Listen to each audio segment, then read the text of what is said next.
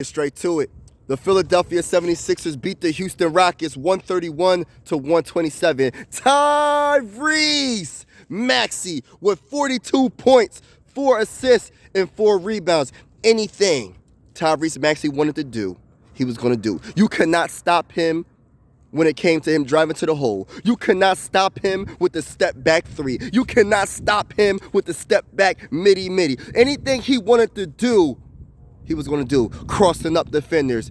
You know what I mean? Going to the rim. The second best finisher at the rim behind Kyrie Irving. And this is without Joel Embiid, the reigning MVP. This is without Nicholas Batum. You know what I mean? I just love the fact that the Sixers came in to Houston on a mission and they did what they had to do to get the dub.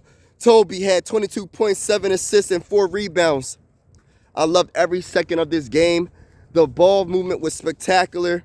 The defense was spectacular.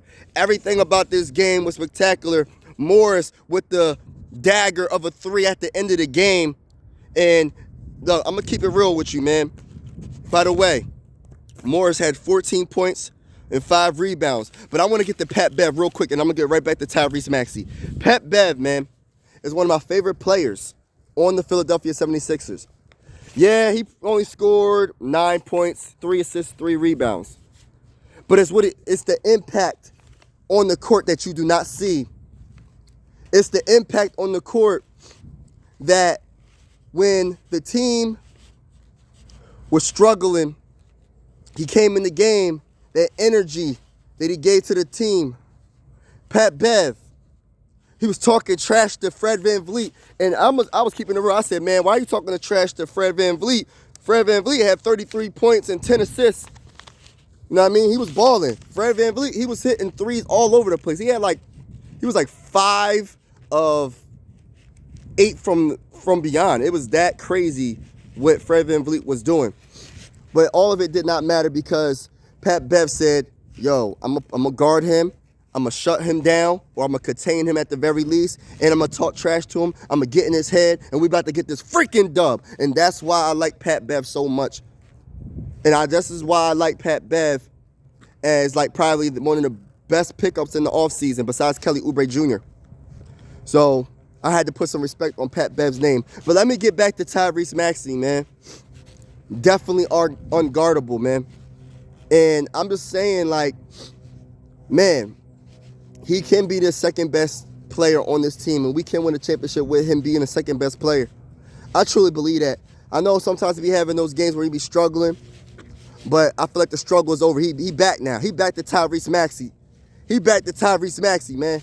And let me talk about D'Anthony Melton. D'Anthony Melton, he had 15 points. He played solid defense. He was missing a few wide open threes, but for the most part, D'Anthony Melton made some hard baskets at the rim. He was being aggressive, and we needed every aggression. We need that aggression from D'Anthony Melton.